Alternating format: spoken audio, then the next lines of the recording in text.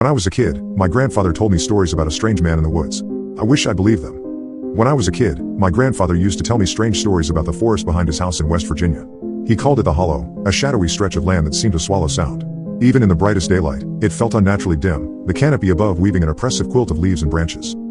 Grandpa would sit in his creaky rocking chair, pipe smoke curling around his head, and tell me tales about the strange things he'd seen. Most of them were harmless, glowing lights flitting between the trees or distant laughter with no source.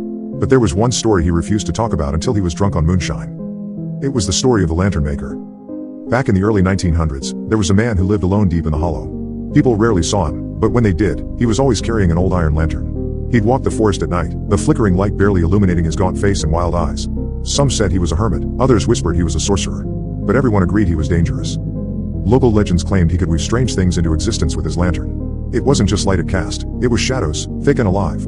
People swore they'd seen impossible shapes moving in the forest, things that were too large, too fast, and too quiet to be animals. One night, a group of drunken townsfolk decided to put an end to the lantern maker's witchcraft. They armed themselves with pitchforks, shotguns, and torches and marched into the hollow. Grandpa said they never came back, not as men, anyway. A week later, strange figures started appearing near the edges of the forest. They looked like men, but they weren't. Their limbs were too long, their eyes too wide, and their skin was a sickly, pale gray. The townsfolk called them the lantern maker's creations, twisted things born from shadows and fire. One by one, the town began to empty. People packed up and left, terrified of what might crawl out of the woods next. Eventually, only Grandpa's family stayed, too stubborn to leave the home they'd built with their own hands. But one night, Grandpa saw him. He was just a boy, lying awake in bed when he heard the faint sound of wings. Not the flutter of birds or bats, but a deep, leathery whoosh that made his chest vibrate. Curious, he crept to the window and peered out. At first, he thought it was a tree, tall and black against the moonlight. But then it moved. It unfurled massive, tattered wings and turned to face the house. Its eyes, red and glowing like embers, locked onto Grandpa. I couldn't move, Grandpa whispered to me, decades later. I wasn't scared. I was just trapped. Those eyes held me, like they were pulling me out of myself. The creature stood there for what felt like hours before it finally lifted off the ground. The sound of its wings was deafening, shaking the entire house as it disappeared into the night. After that, Grandpa refused to go into the hollow. He said the lantern maker had made his greatest creation, a guardian for his woods. Years later, I forgot about Grandpa's stories. I grew up, moved to Chicago, and only visited him a handful of times before he passed. But recently, I had to return to West Virginia to settle his estate. The old house was in worse shape than I remembered, creaking with every step, the walls peeling like dead skin. The hollow hadn't changed, though. It was still there, dark and quiet as ever. Something about it drew me in, the way it always had when I was a kid. On my last night there, I decided to take a walk into the woods. I don't know why, nostalgia, maybe, or a foolish desire to prove to myself that Grandpa's stories were just that, stories. I brought a flashlight and a knife, feeling absurdly brave as I wandered deeper into the forest. The air was colder than it should have been, and the deeper I went, the quieter it got. No birds, no crickets, just the sound of my own footsteps. I was about to turn back when I saw it. At first, it was just a glimmer of light, faint and golden, like a lantern swaying in the breeze. But then I saw the figure holding it. He looked just as Grandpa had described, tall, gaunt, with wild eyes that glinted like glass in the lantern's glow. He didn't seem to notice me, his attention fixed on the lantern. Then the shadows began to move. They poured out of the lantern like smoke, twisting and curling until they formed a shape. A pair of massive wings.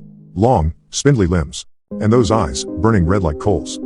The creature stepped forward, its talons digging into the ground as it unfurled its wings. The lantern maker didn't move, didn't speak. He just smiled. I ran. I don't remember getting back to the house.